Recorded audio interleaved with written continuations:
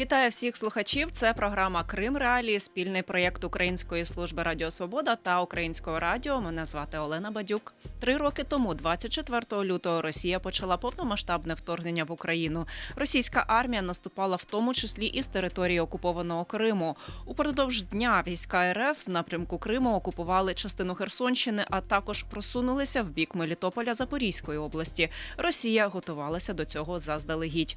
Тож як за роки окупації Крим перетворили на військову базу? Яку роль він зіграв у перші тижні повномасштабного вторгнення і як змінився окупований півострів за 3 роки Великої війни? Про це сьогодні у програмі.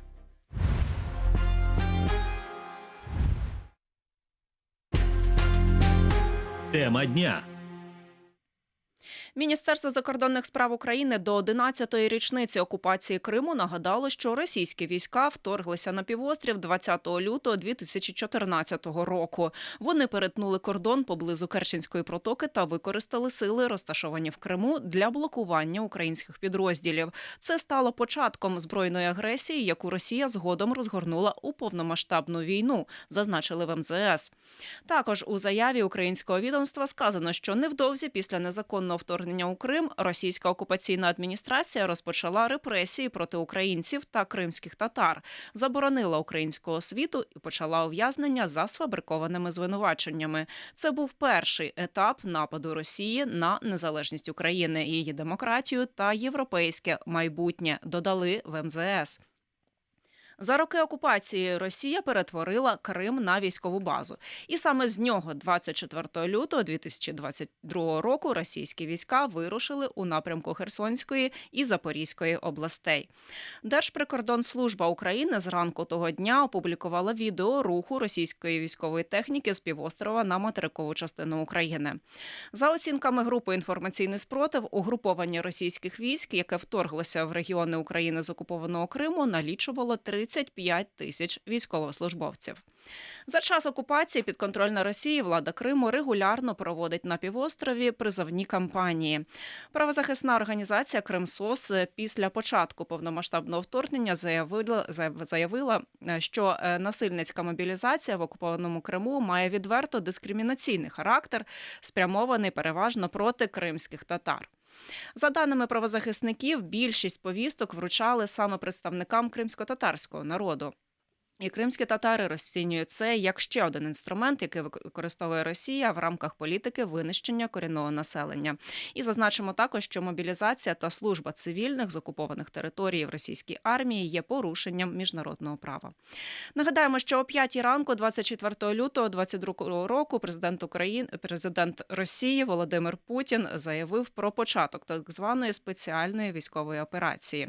Попри пряме вторгнення, Кремль заперечував наміри окупації України і заявляв, що метою була начебто демілітаризація і денацифікація України. І більше про це будемо зараз говорити з гостем, який до нас долучається. Це Владислав Селезньов, військовий експерт і кримчанин. Пане Владиславе, вітаю в нашому ефірі. Вітання, пані Олено. Слава Україні! Героям слава. Пане Владиславе, я думаю, що ви, як ніхто, нам можете розказати і окреслити в загальних рисах, як і в який спосіб Росія весь цей час нарощувала свою військову присутність на території окупованого Криму до 22-го року, в результаті чого тоді російські війська і вирушили у напрямку Херсонщини і Запорізької області.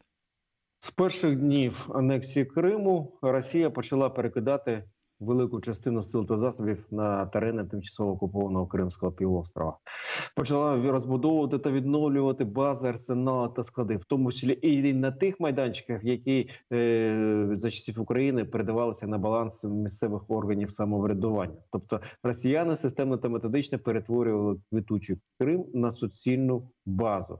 Є таке твердження: Крим – то непотопляємий авіаносець. Росіяни дуже хизуються цією фразою, і певною мірою вона відповідає тим реаліям, які є в Криму.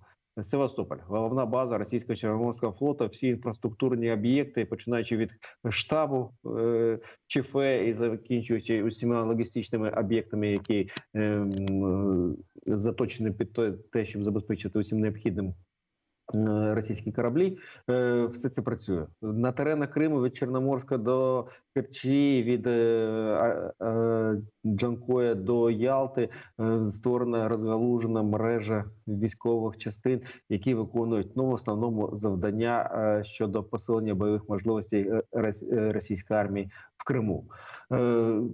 Пункти управління, зв'язку, командні пункти, ситуаційні центри, бази, арсенали, ті ж самі склади, місця розташування бойових частин, підрозділів, в тому числі систем протиповітряної та протиракетної оборони. Всі ці роки, починаючи від 14-го, ворог все це розбудовував саме на теренах Криму. За пару тижнів до початку агресії, повномасштабної агресії у лютому 22-го року, ворог почав стягувати відповідні сили та засоби на північ Криму.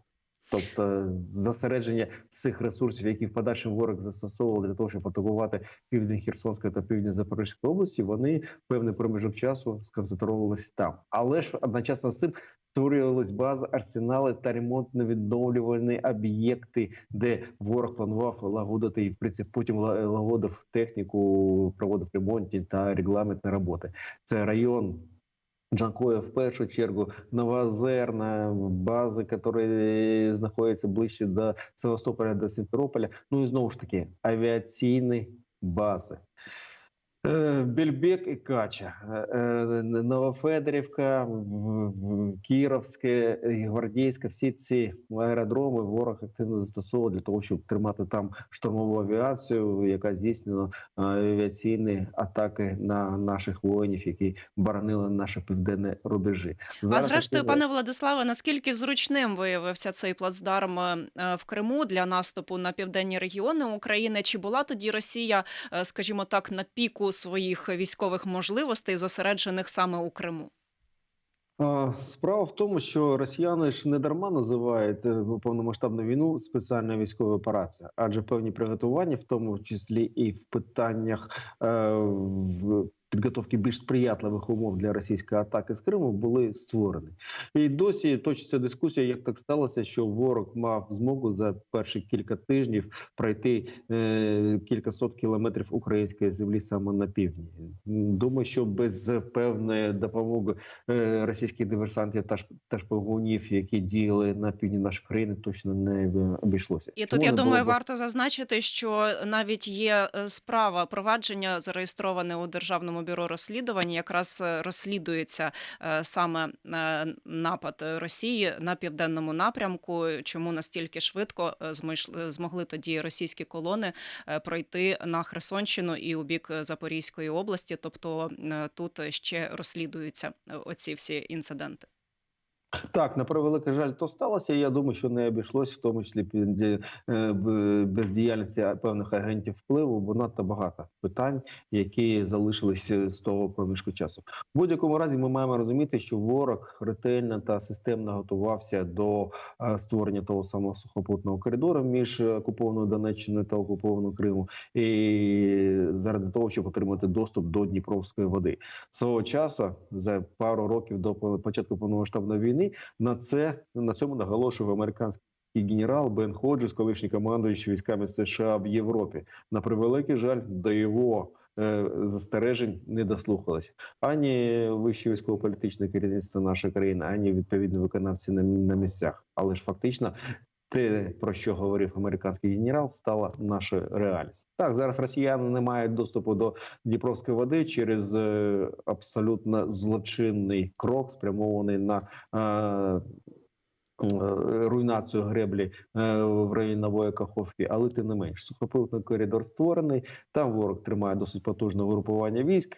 І навіть намагаються там залізницю запустити. Вже одна із ділянок завершена, наскільки ми пам'ятаємо, із Ростова до Маріуполя, а решту вони теж намагаються зараз об'єднати з Кримом. Але разом з тим, пане Владиславе, наскільки змінилася ось ця мілітаризація Криму за останні 3 роки? Ми пам'ятаємо численні атаки російських військових об'єктів, розміщених на території Криму, а також атаки Керченського мосту. Наскільки це все вплинуло на те, як російські військові почуваються наразі у Криму? Чи почуваються вони там себе в повній безпеці? Ні, адже постійна бавовна, яка трапляється в різних куточках нині окупованого Криму, в першу чергу на військових об'єктах, вона дається в знаки. І ворог продовжує витрачати чимало ресурсів для того, щоб убезпечити від впливу українських ракет та українських дронів Керченську споруду. Вочевидь, йому є через що перейматися, бо декілька досить ефективних вдалих спроб атакувати Керченський міст, вони давалися в знаки. Ворог був змушений ремонтувати цю споруду. Що ж стосується інших військових частин та об'єктів, то вони досить надійно закриті системами протиповітряної та протиракетної оборони. Взагалі, в експертному середовищі вважається, що на території Росії є серйозно захищена система ППО територія Москви та Підмосков'я. Друга територія, яка ретельно захищається російськими ППОшниками, це територія нині окупованого Кримського півострова. Бо надто багато Путін поставив на те, щоб тримати під контролем цю частину української землі. І він готовий витрачатися на це по максимуму. Звісно, що ми маємо розуміти, що ворог, концентруючи свої зусилля, зараз в Криму в першу чергу зосереджує свою діяльність на певних ремонтно-відновлюваних заходах щодо відновлення техніки, яка зазнає ушкоджень під час боїв на півдні нашої країни. І ми, хоча масштабу зараз там дещо менше, тим не менш вся необхідна інфраструктура створена. Звісно, ворог активно використовує усі литовища, військові литовища в Криму для того, щоб здійснювати атаки за допомогою авіаційної техніки. Звісно, ворог активно використовує різні майданчики для пусків шахедів. Район Балаклави, район Чауди ворогом активно застосовується, щоб здійснювати ці атаки. Ворог реалізує практику переміщення ракетних систем різними куточками Криму для того, щоб убезпечити їх від впливу діяльності українських партизан в Криму та Севастополі. Але тим не менш, пуски російської балістики часто відбуваються з різних куточків Криму. Знову ж таки, тому що ворог змушений постійно цю техніку переміщувати. І в принципі твердження Крим непотопляємий авіаносець, воно зараз певною мірою тотожне тим процесам, які є зараз в Криму. Ба більше, якщо ми подивимося на застереження ворога, то інколи виникає дивне відчуття, що вони займаються дурньою. Чому? Тому що з року в рік вони будують інженерні фортифікації вздовж Так, ми пам'ятаємо ці споруди, так звані на узбережжі, прямо на пляжах, так, є таке. Чорноморський, Сакський, Сімферопольський район. Ворог постійно риє окопи, створює довготривалі вогневі точки, які під час осінніх чи весняних штормів знищуються водами Чорного моря. Але тим не менш ворог знову повертається до цієї діяльності, витрачає гроші для того, щоб перетворювати узбережжя Чорного моря на таку собі неприступну фортецю. Хоча я не бачу взагалі підстав ворогу за це перейматися, бо Україна, на превеликий жаль, не має ресурсів для проведення масштабної десантної операції. Тим не менш, такі заходи відбуваються. Ну і звісно, тобто деокупувати Крим, якщо говорити про військовий шлях, то це, я просто наскільки пам'ятаю, більшість експертів погоджуються з тим, що краще блокувати логістику, так? І якби цей спосіб є найбільш ефективним. На вашу думку, так само, так?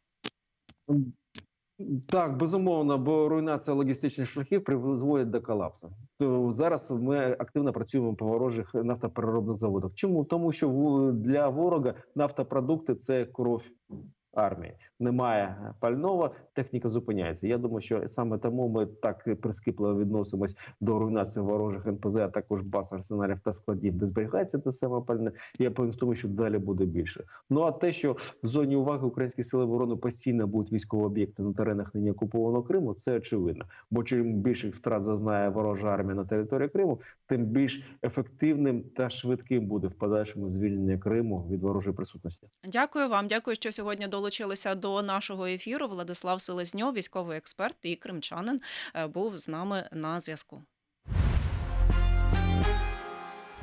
А в цій частині програми ми продовжимо говорити про те, яку роль відіграв окупований Крим під час повномасштабного вторгнення Росії в Україну і як змінився півострів за 3 роки Великої війни. З нами на зв'язку гість – це Рефат Чубаров, голова Меджлісу кримськотатарського народу. Рефат ага, вітаю вас. Доброго дня всім.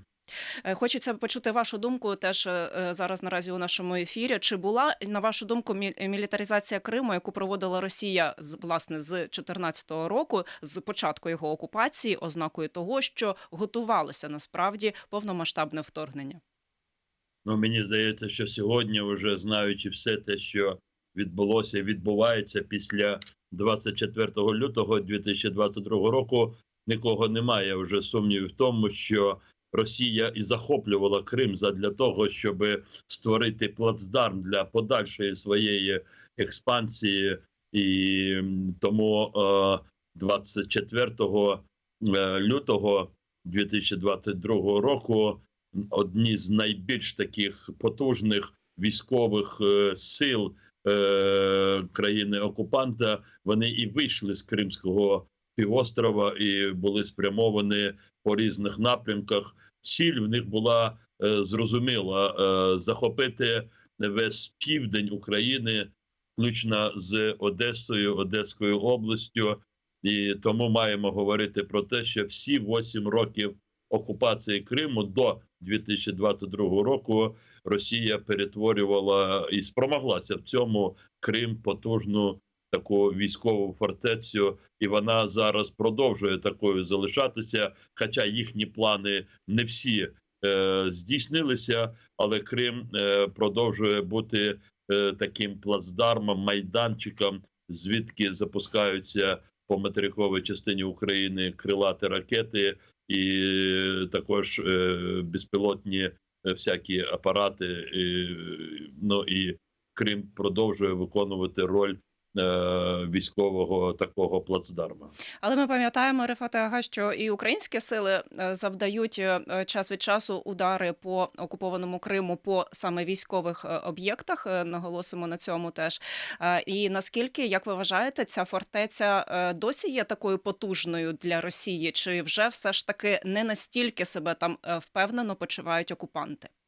Починаючи з серпня 2022 року, як були, пам'ятаєте, перші удари нанесені по воєнному аеродрому Новофедорівці близько САК, а потім вже майже кожний тиждень удари по військових плацдармах, а їх в Криму, по військових об'єктах, а їх в Криму більше ніж, близько до 250 різних таких форм і потужностей військових об'єктів, і багато з них стали об'єктами для ударів з боку Збройних сил України. І майже той міст Керченський, який вони оголошували, що він є абсолютно таким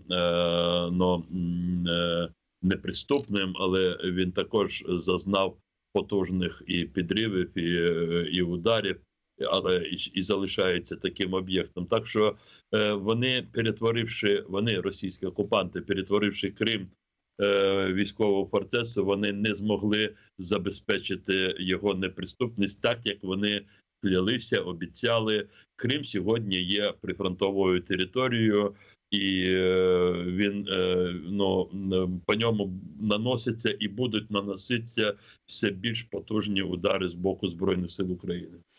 Хочу з вами теж обговорити такий аспект, як змінився Крим, власне, за останні 3 роки. Ми розуміємо, що і мобілізація там не припиняється незаконна, і переслідування за підтримку України, і начебто за дискримінацію російської армії, не лише за це. Удари по російських військових об'єктах, і, як ви зазначили, теж вже і атаки Керченського мосту. А взагалі, якщо так подивитися на життя кримчан за останні 3 роки, які суттєві зміни вже відбулися? По-перше, вони намагаються і далі утримувати кримське суспільство в страхі. Страх – це інструмент для того, щоб контролювати суспільство, і тому переслідування, репресії не припиняються. Більш того, час від часу вони відбуваються в таких масових формах, коли проводяться обшуки, затримання. Останні такі обшуки, затримання були буквально 2 тижні тому, коли знову заарештували 5 кримських татар, громадян України, і їх звинувачують нібито в належності до терористичних організацій. По-друге, вони заповнюють Крим своїми громадянами, тобто вони розчиняють місцевих людей, бо як би там хто що не говорив, але сотні тисяч людей – це кримські татари, це етнічні українці, які залишаються відданими українській державі, вони не сприймають окупацію і в тій чи іншій формі, наскільки це для них можливо в умовах окупації і тотального такого контролю з боку російських спецслужб, вони здійснюють опір російської окупації. І для того, щоб подолати все це, росіяни заселяють Крим своїми громадянами і майже мільйон нових прибульців, нових людей. І це, зрозуміло, накладає відбиток на кримську ситуацію. Наскільки я пам'ятаю, навіть за даними представництва президента в Автономній Республіці Крим, то станом на кінець минулого року вже на 35%, здається, така була цифра озвучена, що Росія змінила етнічний склад жителів Криму. Це колосальна цифра, але тим не менш ми не знаємо точної цифри тих, хто вимушений покинути Крим. Ми більш-менш можемо аналізувати і виходити на цифру тих, кого поселили. І абсолютна більшість експертів сходяться на цифри близько 1 мільйона нових оцих людей, які незаконно поселилися в Криму. В той же час ми говоримо, що десь від 35 тисяч кримських татар, які, я говорю про кримських-татар, бо вони якраз є тими, які всіма можливостями намагаються залишатися в Криму, бо дуже добре розуміють, наскільки потім буде важко повертатися на свою землю. Тут досвід майже півстоліття насильницького утримання у вигнанні, що пережили кримські татари. Але тим не менш, ті люди, які відчувають загрозу собі або своїм дітям, особливо внаслідок примусової мобілізації, вони вимушені покидати Крим. І зрозуміло, що покидають Крим і люди інших етнічних належностей, українці, інших національностей. Це колосальна цифра, але ми не можемо її точно відслідкувати. Мова йде про сотні тисяч людей, які покидають Крим, а на заміну їм вони привозять російських громадян. Так, і ця тенденція наразі триває, тобто вона не припиняється за всі ці роки окупації. Вона буде триватиме, поки буде існувати російська окупація, бо російська окупація весь час придумують нові і нові форми тиску взагалі на людей, а тим більше на окупованих територіях. Все те, що стосується окупованого Криму, а також окупованих Запорізької, Херсонської областей, Донецької, Луганської областей, їхнє завдання, воно абсолютно очевидно, повністю витіснити попереднє населення. Вони нікому не довіряють, і майже тим, які перейшли на їх бік, які служать російським окупантам, і вони будуть продовжувати цю політику заміщення населення. Рефат Ага, теж цікава ваша точка зору з приводу майбутнього Криму. Тут я хочу згадати про одну із останніх заяв президента України Володимира Зеленського, який наголосив, що Україна ніколи юридично, звісно, не визнає окуповані території частиною Росії, а також, що перехід до дипломатії в цій ситуації повинен бути, але він має привести до справедливого миру. Водночас постійний представник Росії при ООН Василь Небензя заявив, що Україна, цитую, безповоротно втратила Крим, Донецьку, Луганську, Херсонську і Запорізьку області. На вашу думку, наскільки взагалі може затягнутися окупація Криму і за яких умов можливе повернення півострова під контроль України саме дипломатичним шляхом? Ми розуміємо, що може бути і військовий шлях розв'язання цього питання, але для цього Україні потрібна зброя, якої наразі немає. Але дипломатичний шлях, ось про це президент України знову згадав. Я думаю, все-таки, що при тій динамічності і протирічивості процесів, які відбуваються взагалі навколо російсько-української війни, зараз ніхто не може з певненістю сказати, що звільнення Криму буде відбуватися в такі терміни і саме таким шляхом, військовим чи дипломатичним, чи політично-дипломатичним. Все це буде показувати хід війни. Але тим не менш ми маємо дуже чітко виходити з того, що завершення війни має бути оформлено відновленням територіальної цілісності української держави. І жодної поступки будь-якою частиною української території не може бути. Це перше. І по-друге, я ще раз повторюю, оформлення завершення війни лише після того, як буде відновлена територіальна цілісність. А підписувати якісь документи щодо завершення війни і потім сподіватися, що колись це все ми не визнаємо, а колись воно повернеться чи повернемо. Можливо, для когось це і є вихід. Я кажу чесно і щиро, для кримських татар кожен рік російської окупації – це їхнє знищення з боку росіян, бо нас і так мало залишилося внаслідок більш ніж століттями репресій з боку Російської імперії, потім Радянського Союзу, що якщо виходити з того, що через 10, 15, 20 років Крим повернемо, повернемо без корінного народу, повернемо без етнічних українців.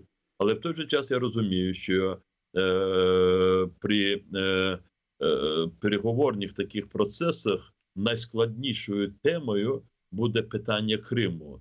Бо Росія буде виходити з того, що вона має утримувати Крим, інакше це крах для Росії як держави. Я не кажу про її очільників, для яких це політична, як мінімум, якщо не фізична смерть.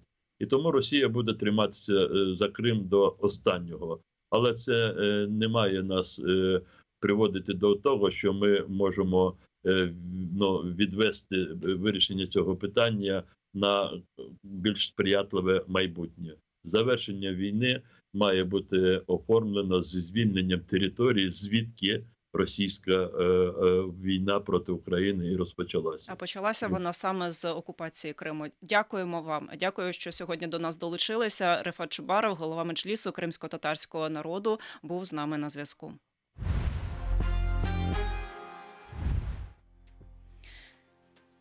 І це все на сьогодні. В студії для вас працювала Олена Бадюк. Підписуйтеся на Крим Реалії, вмикайте сповіщення про наші нові відео.